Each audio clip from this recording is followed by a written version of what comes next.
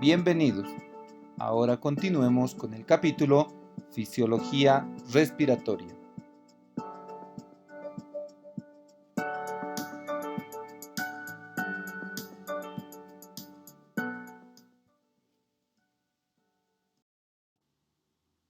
En estos momentos ustedes tienen un amplio conocimiento de la ventilación pulmonar, de la difusión y el transporte de oxígeno y del dióxido de carbono.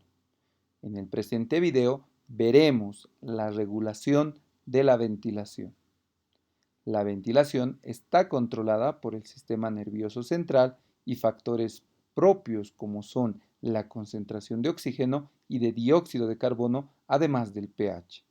Los mecanismos que regulan la respiración son voluntarios y sus centros se hallan en la corteza cerebral y desde ahí envían impulsos a las neuronas motoras respiratorias mediante los haces córtico-espinales.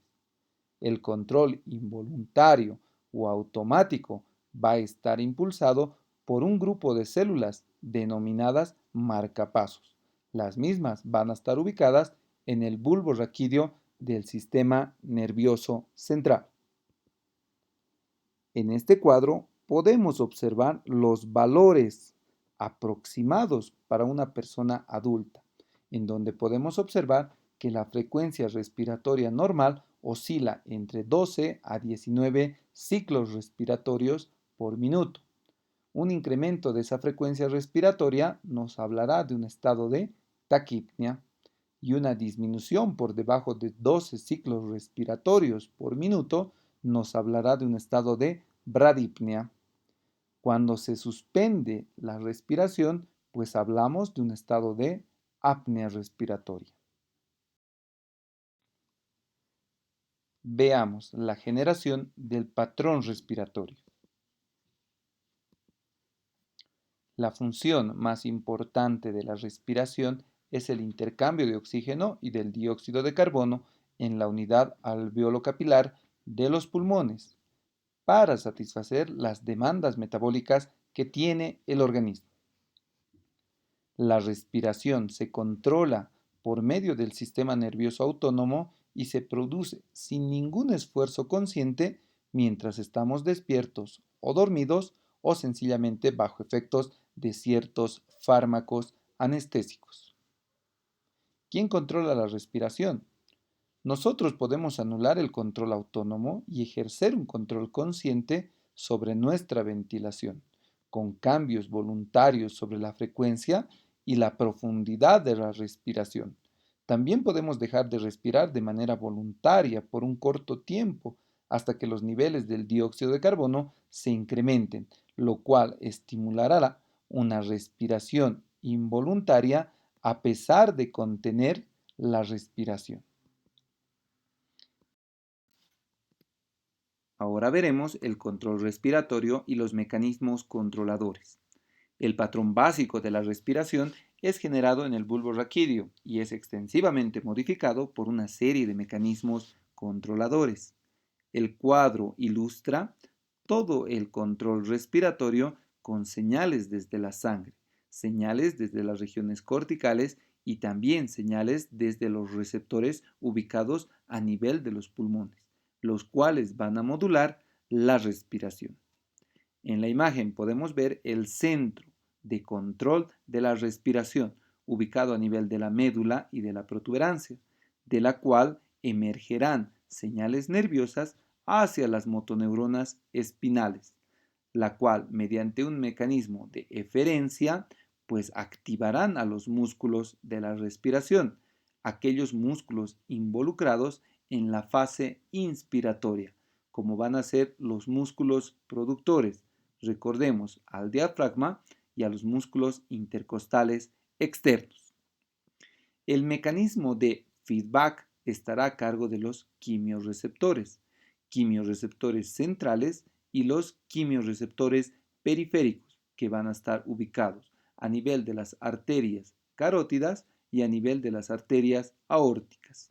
De esta manera, también tendremos la presencia de mecanorreceptores, que van a ser receptores pulmonares ubicados en la vía aérea inferior y en el parénquima pulmonar.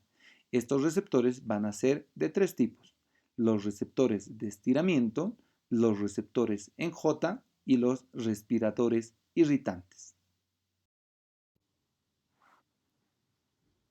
La regulación de la respiración. Las neuronas motoras que estimulan los músculos respiratorios se controlan por dos vías descendentes principales. Una de ellas controla la respiración voluntaria y la otra la respiración involuntaria. Como habíamos visto hace un momento, prácticamente la respiración puede ser controlada de manera consciente o de manera inconsciente. El control rítmico inconsciente de la respiración está influido por mecanismos de retroacción o retroalimentación sensitiva, originado en los receptores sensibles a la concentración o la presión de oxígeno, el pH, la presión del dióxido de carbono, esto en sangre arterial. Los centros respiratorios están formados por varios grupos de neuronas localizados de manera bilateral en el bulbo raquídeo y la protuberancia del tronco encefálico.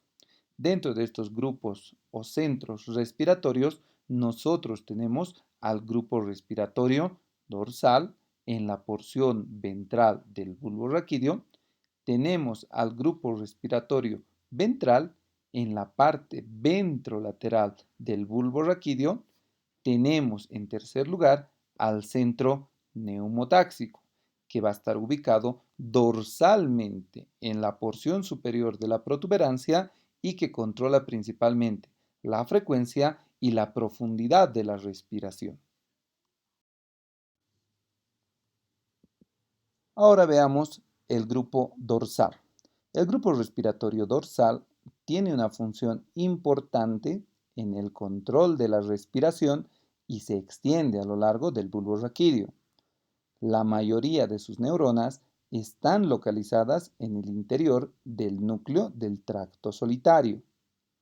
El núcleo del tracto solitario es la terminación sensitiva de los nervios vago y glosofaríngeo, que transmiten señales sensitivas hacia el centro respiratorio. ¿Pero desde dónde? Desde los quimiorreceptores periféricos, desde los varorreceptores y desde diversos tipos de receptores ubicados a nivel de los pulmones. En resumen, podemos decir que el grupo respiratorio dorsal está encargado del control de la fase inspiratoria y también del ritmo de la respiración. Ahora hablemos de la señal en rampa y el punto de desconexión.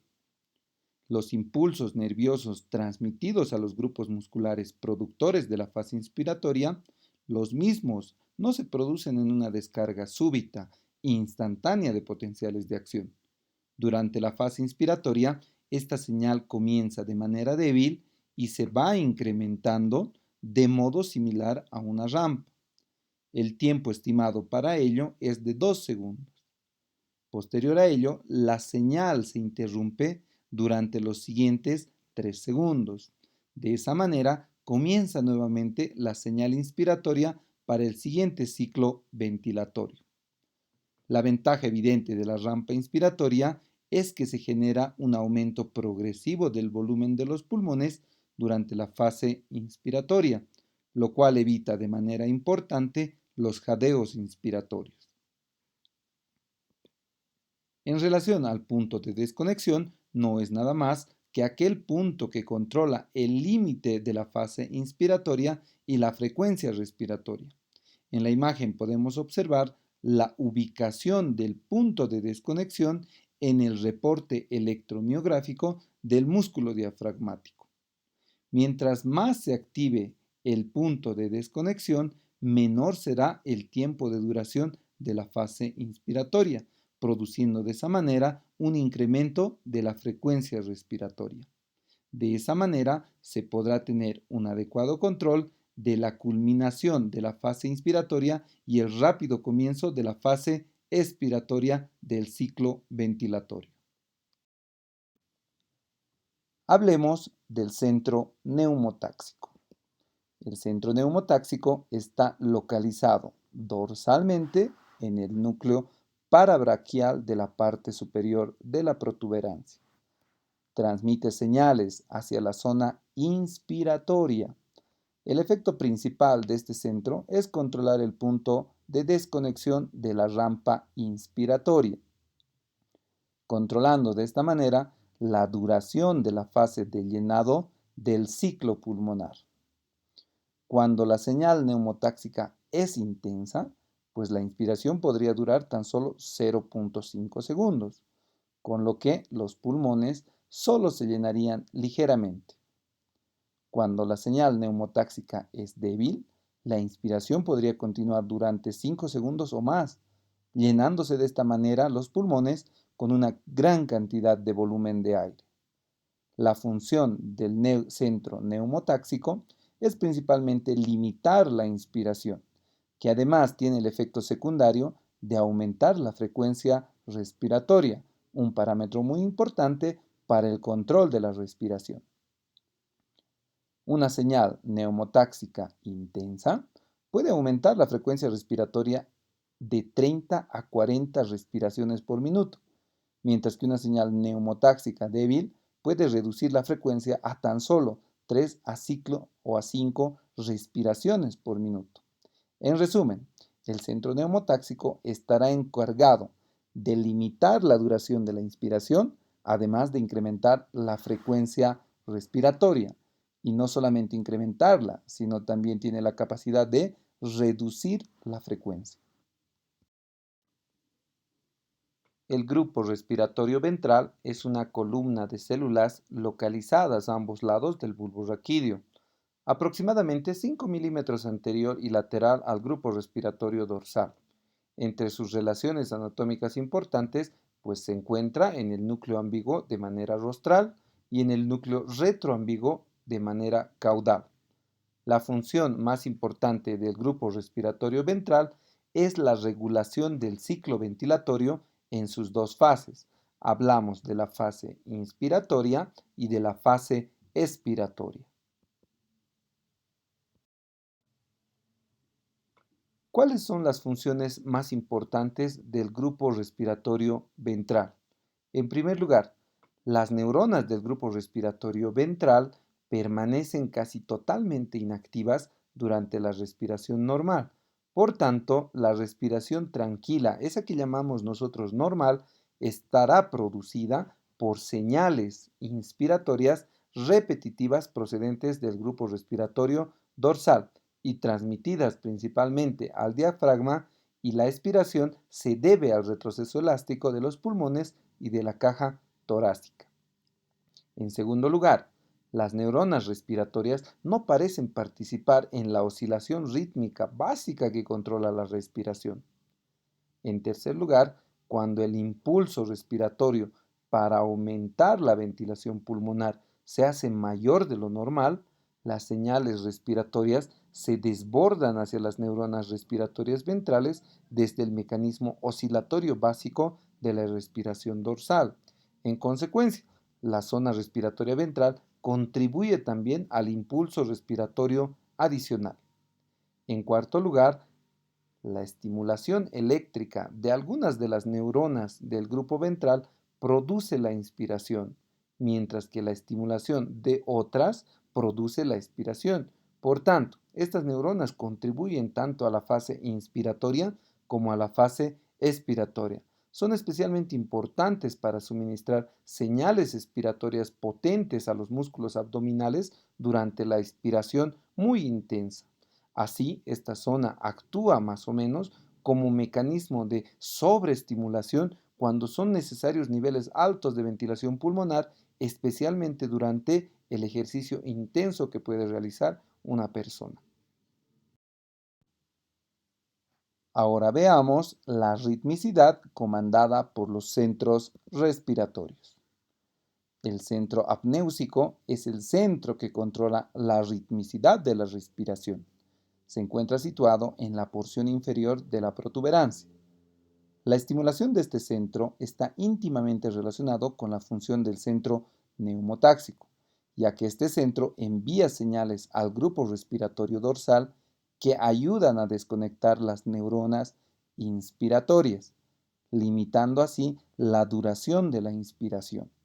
Por el contrario, la función del centro apnéusico impide la desconexión de esas mismas neuronas que son las inspiratorias.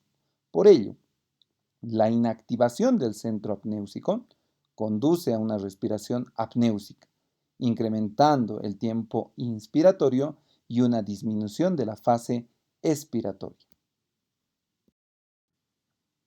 Ahora veamos los reflejos pulmonares y de la pared torácica. Los reflejos pulmonares y de la pared torácica pues son reflejos de protección, que además de proteger al sistema respiratorio, proporcionan una retroalimentación de la información para un adecuado ajuste de la respiración por minuto, también de la frecuencia respiratoria y del volumen corriente del parámetro de esa persona. Estos minimizarán el trabajo de la respiración. Los mecanorreceptores están presentes en las vías respiratorias y en el parénquima pulmonar, y estos se van a dividir en tres grupos. ¿Cuáles son esos grupos? El grupo de receptores J, los receptores irritantes y los receptores de estiramiento pulmonar. Los receptores J se conocen también como receptores capilares o yuxtapulmonares, o también son denominados terminaciones de fibras tipo C, y obviamente no son mielinizados. Estas terminaciones nerviosas están ubicados en los capilares y en el intersticio pulmonar. Se clasifican en dos poblaciones o grupos. Un primer grupo de fibras pulmonares tipo C que van a estar ubicados de manera adyacente a los alvéolos y son accesibles desde la circulación pulmonar. El segundo grupo, que son fibras bronquiales tipo C, que son accesibles desde la circulación bronquial y por tanto están ubicados en las vías respiratorias. Como cualquier receptor de adaptación rápida, ambos grupos tienen un papel principalmente protector. Ambos son estimulados a partir de una lesión pulmonar que puede ser una insuflación a gran volumen a partir de una congestión vascular pulmonar aguda y por algunos tipos de fármacos que esté consumiendo la persona. Los receptores J son sensibles a episodios mecánicos, como ejemplo el edema, la congestión y el embolismo pulmonar, pero no son sensibles a productos de la inflamación. Mientras que para las fibras bronquiales tipo C es justamente lo contrario. Su actividad excita la respiración y es posible que proporcionen una excitación subyacente de la médula oblongada. Cuando se estimulan, causan una respiración superficial. Esa respiración rápida puede llegar a producir broncoconstricción, un incremento de la secreción de las vías respiratorias y depresión cardiovascular, lo cual se conoce como bradicardia o hipotensión. Cuando se estimulan de forma aguda y grave, aparecen pues estados de apnea y una caída marcada de la resistencia vascular sistémica. Ahora veamos los receptores irritantes. Los receptores irritantes también son conocidos como receptores de adaptación rápida. Las mismas son terminaciones nerviosas sensitivas de fibras mielinizadas. Responden a la irritación de las vías respiratorias por contacto o por sustancias nocivas, como puede ser el humo o el polvo. Estos receptores se encuentran dispuestos en el epitelio respiratorio. Los receptores irritantes son estimulados por la 5-hidroxitriptamina, por la serotonina, por las prostaglandinas, que van a ser liberadas localmente en respuesta a un proceso alérgico o sencillamente a un proceso inflamatorio. Ahora veamos los receptores de estiramiento pulmonar y también veamos el reflejo de Herring-Breuer. Además de los mecanismos de control respiratorio del sistema nervioso central que actúan totalmente en el interior del tronco encefálico, existen señales nerviosas sensitivas procedentes directamente de los pulmones, que también contribuyen a controlar la respiración. Los receptores más importantes que están localizados en las porciones musculares de las paredes de los bronquios y de los bronquiolos son los receptores de distensión. Muy importante el nombre. ¿Por qué? Porque captan la distensión que puede llegar a producirse en esa área anatómica. Estos van a transmitir señales a través de los nervios vagos hacia el grupo respiratorio dorsal de las neuronas a nivel del sistema nervioso central. ¿Cuándo? Cuando los pulmones están sobredistendidos. Estas señales afectan a la inspiración de una manera muy similar a las señales que proceden del centro neumotáxico. ¿Qué quiere decir esto? Que cuando los pulmones se insuflan excesivamente, los receptores de distensión activan una respuesta de retroalimentación adecuada que desconecta la rampa inspiratoria y de esta manera interrumpe la inspiración adicional. El mecanismo descrito corresponde al reflejo de insuflación de Herring-Brett. Este reflejo también aumenta la frecuencia de la respiración, al igual que ocurre con las señales que proceden del centro neumotáxico. ¿Qué es lo que ocurre en los seres humanos? El reflejo de Herring-Brett probablemente no se activa hasta que el volumen corriente aumenta más de 3 veces el valor normal. Seguramente ustedes recordarán que el volumen corriente normal es de 500 ml por persona. Por tanto, este reflejo parece ser principalmente un mecanismo protector que impide una insuflación pulmonar excesiva y no un parámetro de control normal de la ventilación, cosa muy importante para poder hacer su diferenciación.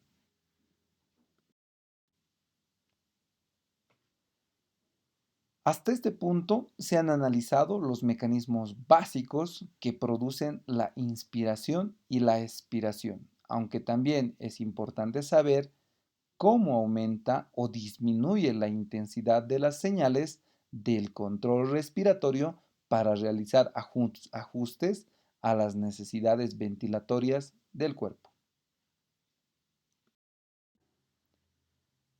Ahora veamos el control químico de la respiración.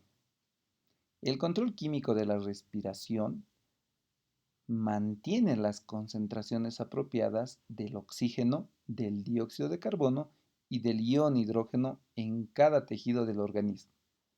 Por esta razón, la actividad respiratoria responde a las modificaciones de cada uno de estos parámetros antes mencionados. El incremento del dióxido de carbono y el ion hidrógeno produce una respuesta en el centro respiratorio, produciendo modificaciones en el ciclo ventilatorio que ustedes ya conocen. Ahora veamos el control químico de la respiración, pero hablemos específicamente de los quimiorreceptores centrales. Se piensa que ninguno de los grupos respiratorios que acabamos de ver se afecta directamente por las alteraciones de la concentración sanguínea del dióxido de carbono y la concentración de los iones hidrógeno. Por ello, existe una zona neuronal denominada quimiosensible y como su nombre lo indica, es muy sensible a la modificación de la concentración del dióxido de carbono y del ion hidrógeno. El mismo se encuentra localizado de manera bilateral a solo 200 micrómetros por debajo de la superficie ventral del bulbo raquídeo. Un dato muy importante e interesante de la zona quimiosensible es que el estímulo del ion hidrógeno es más importante que el estímulo del dióxido de carbono. A este efecto se lo conoce como el efecto indirecto de estimulación de la zona quimiosensible. Ahora, analicemos esta pregunta. ¿Por qué el dióxido de carbono sanguíneo tiene un efecto más potente sobre la estimulación de las neuronas quimiosensibles que los iones hidrógeno en sangre? Pues por la barrera hematoencefálica, que es impermeable a los iones hidrógeno, por lo cual el estímulo más importante a este nivel será la concentración del dióxido de carbono. Hablemos de los quimiorreceptores centrales y hablemos específicamente de la impermeabilidad de los iones hidrógeno. La mayor parte de los mecanismos reguladores propuestos comprenden el transporte activo de una o más especies iónicas a través de las membranas epiteliales y endoteliales. Ahora, ¿qué pasa al nivel del sistema nervioso central? Debido a la impermeabilidad relativa de los epitelios coroideos y del endotelio capilar a los iones hidrógeno, los cambios en las concentraciones de hidrógeno en la sangre se reflejan de forma muy pobre en el líquido cefalorraquídeo. Por el contrario, el dióxido de carbono molecular difunde rápidamente. Por lo tanto, la presión del dióxido de carbono a nivel del líquido cefalorraquídeo prácticamente influye sobre el pH de este líquido cefalorraquídeo. El pH del mismo estará determinado sobre todo por las concentraciones de bicarbonato y la presión del dióxido de carbono. Existe una relativa facilidad de movimiento del dióxido de carbono en comparación con el ion hidrógeno y el bicarbonato. En personas sanas, la presión del dióxido de carbono del líquido cefalorraquídeo es alrededor de 6 milímetros de mercurio, más alta que de la sangre arterial, aproximadamente a la del tejido cerebral. ¿Qué es lo que pasa? El pH del líquido cefalorraquídeo suele estar ligeramente por debajo de la sangre y se mantiene en un estrecho límite con este parámetro. En conclusión, hay que tener en cuenta que la barrera hematoencefálica a nivel del sistema nervioso central es impermeable a los iones hidrógeno, no así a las moléculas del dióxido de carbono. Por ello, necesariamente el dióxido de carbono es el que atraviesa la barrera hematoencefálica y se une al agua gracias a la enzima anhidridasa carbónica. Por ello, se forma el ácido carbónico, mismo que libera un ion hidrógeno, el mismo que será encargado directo de acidificar el líquido cefalorraquídeo y estimular la respiración gracias a la estimulación de los quimiorreceptores centrales. Un dato muy importante a nivel de los quimiorreceptores centrales en relación al estímulo del dióxido de carbono es que en 48 horas existe una disminución del efecto del mismo en producir esta estimulación a nivel de la zona quimiosensible. Y esto se debe a un mecanismo compensador del sistema renal, el cual actúa eliminando los iones hidrógeno, pues reabsorbiendo mayor cantidad de bicarbonato para compensar ese desbalance del equilibrio ácido-base. ¿Cuáles son los efectos de la presión arterial del dióxido de carbono y el pH sobre la ventilación alveolar? En la imagen podemos ver el aumento muy marcado de la ventilación alveolar en relación al dióxido de carbono y en relación al pH. Un aumento de la presión arterial del dióxido de carbono, como podemos observar, en un intervalo normal entre 35 y 75 milímetros de mercurio, lo que demuestra el gran efecto que tienen las modificaciones del dióxido de carbono en el control de la respiración. Por el contrario, la magnitud del efecto de la modificación de la respiración en el intervalo normal del pH entre 7,35 y 7,55 es menor en una décima parte. Esto en relación a los efectos bien marcados que acabamos de observar en relación al dióxido de carbono.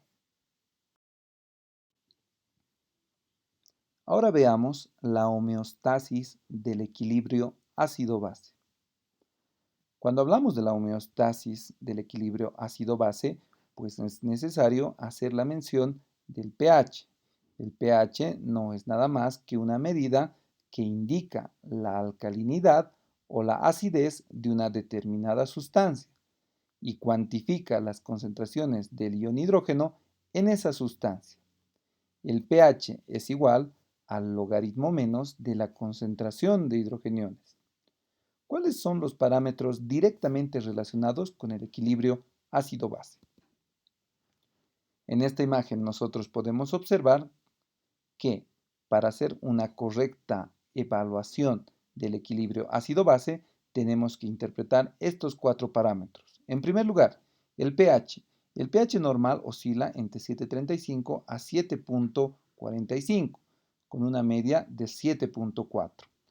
Para que nosotros obtengamos este pH es necesario conocer la concentración de hidrogeniones, mismas que deben estar en 40 milimoles por litro para obtener este pH de 7.4. Es importante conocer la presión arterial del dióxido de carbono a nivel de la costa, ya que la misma oscila entre 35 a 45 milímetros de mercurio, con una media de 40 milímetros de mercurio. Y también es importante conocer la concentración de bicarbonato, que a nivel de la costa promedia entre 24 miliequivalentes por litro. Un dato muy importante son estas mismas concentraciones a nivel de la altura. Recordemos que a 3.600 metros sobre el nivel del mar, prácticamente la concentración de hidrogeniones será la misma, 40 milimoles por litro, dándonos un pH de 7.4. La diferencia estará en la presión arterial del dióxido de carbono, misma que se cuantifica en 30 milímetros de mercurio, lo cual nos dará una concentración de bicarbonato de 19 a 22 miliequivalentes por litro.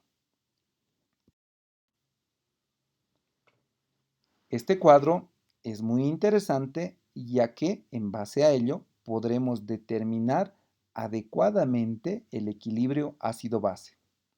Este cuadro es conocido como el diagrama de Davenport, que esquematiza en base a la fórmula de Henderson-Hasselbalch el equilibrio ácido-base en relación al pH, que debe estar en un promedio de 7.4, como podemos observar en la imagen. El bicarbonato estará en una concentración de 24 miliequivalentes por litro y la concentración del dióxido de carbono en 40 milímetros de mercurio. Recordemos que esta imagen o este cuadro está en relación a habitantes a nivel de la costa. En base a estos 3 parámetros, nosotros podemos considerar que esta persona con estos datos se encuentra en un estado de equilibrio ácido-base. La alteración de las concentraciones de bicarbonato, de dióxido de carbono y del valor del pH tendrán diferentes trastornos establecidos dentro del equilibrio ácido-base. Y estos trastornos son conocidos como estados acidóticos o estados alcalóticos, mismos que pueden llegar a ser de origen respiratorio o de origen metabólico. Por ejemplo, la alteración de la ventilación producirá un estado de hipoxia, la cual conduce a un estado de hipoxemia. La hipoxemia estimula la respiración por causa de una hiperventilación. La hiperventilación produce pérdida del dióxido de carbono, lo cual llevará a un estado de hipocapnia. Cuando nosotros encontramos una presión arterial de dióxido de carbono reducida, disminuye la concentración de hidrogeniones en la sangre, lo cual va a provocar un estado de alcalosis. Y si esta está producida por un estado de hiperventilación, se denominará alcalosis respiratoria. Cuando los pulmones están hipoventilados, ocasionan un estado de hipercapnia, que se traduce en un incremento de la concentración del dióxido de carbono, produciendo un incremento de la concentración de hidrogeniones, causando un estado de acidosis. Y al ser producida por los pulmones, pues prácticamente se denominará acidosis respiratoria. En base al diagrama de Davenport, nosotros podemos establecer los diferentes grados de alteración del equilibrio ácido base. ¿Cuáles son los efectos del oxígeno en los quimiorreceptores centrales? Pues el oxígeno no tiene ningún efecto sobre la zona quimiosensible del sistema nervioso central. Recordemos que el efecto principal del oxígeno radica en el estímulo directo sobre los quimiorreceptores periféricos. El sistema amortiguador hemoglobina-oxígeno libera cantidades casi exactamente normales de oxígeno a los tejidos, aun cuando la presión arterial de oxígeno pulmonar puede variar desde un valor tan bajo como es 60 milímetros de mercurio hasta un valor tan alto como 1000 milímetros de mercurio. Por ello, queda claramente establecido la falta de estimulación del oxígeno sobre los quimiorreceptores centrales. Ahora hablemos de los quimiorreceptores periféricos. Hay receptores químicos nerviosos especializados denominados quimiorreceptores periféricos, mismos que van a estar ubicados en varias zonas fuera del encéfalo. Son especialmente importantes para detectar modificaciones de la concentración de oxígeno en la sangre, aunque también responden en menor grado a modificaciones de la concentración de dióxido de carbono y de iones hidrógeno. Los cuerpos carotídeos van a estar localizados de manera bilateral en la bifurcación de las arterias carótidas comunes. Sus fibras aferentes pasan a través de los nervios de Hering hacia los nervios glosofaringeo y posteriormente a la zona respiratoria dorsal del bulbo raquídeo que ya conocemos. Los cuerpos aórticos están localizados a lo largo del callado de la aorta. Sus fibras nerviosas aferentes pasan a través de los nervios vagos y también a la zona respiratoria vulvar del sistema nervioso central.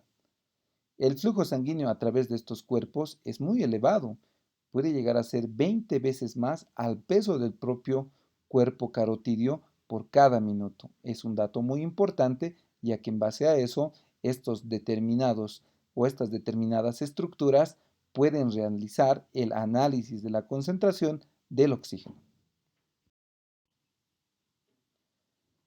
Sigamos viendo los quimiorreceptores periféricos. ¿Cuál es el efecto de la presión arterial del oxígeno sobre la frecuencia de los impulsos carotídeos? Podemos observar en la imagen que la frecuencia de los impulsos es particularmente sensible a las modificaciones de la presión arterial del oxígeno en un intervalo de 30 a 60 milímetros de mercurio, lo cual va a producir un incremento de los impulsos nerviosos del cuerpo carotídeo hacia el sistema nervioso central. Este hecho representa un intervalo en el que la saturación de la hemoglobina con el oxígeno disminuye rápidamente.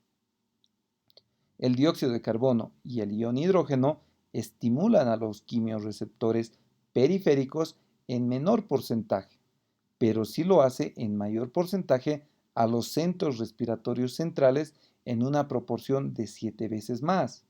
En contraparte, el estímulo a nivel de los receptores periféricos tiene una mayor rapidez en informar la alteración en unas 5 veces más hacia los centros superiores.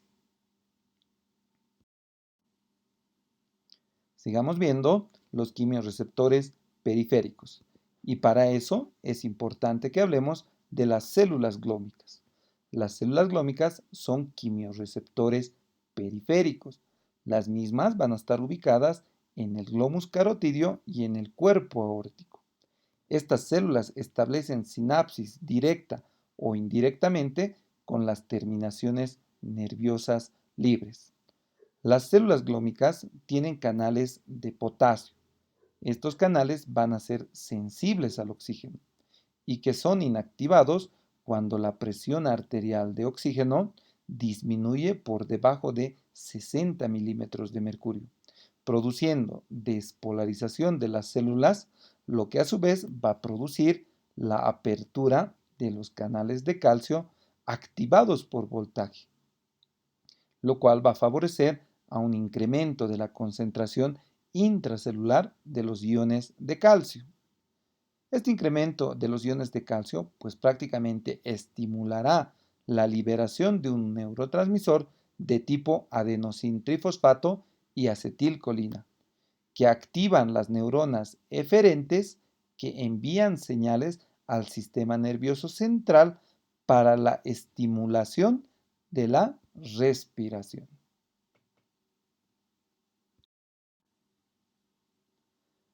De esa manera, de acuerdo al control del sistema respiratorio mediante los grupos neuronales y quimiorreceptores, garantizan una adecuada concentración de los diferentes gases en nuestro organismo.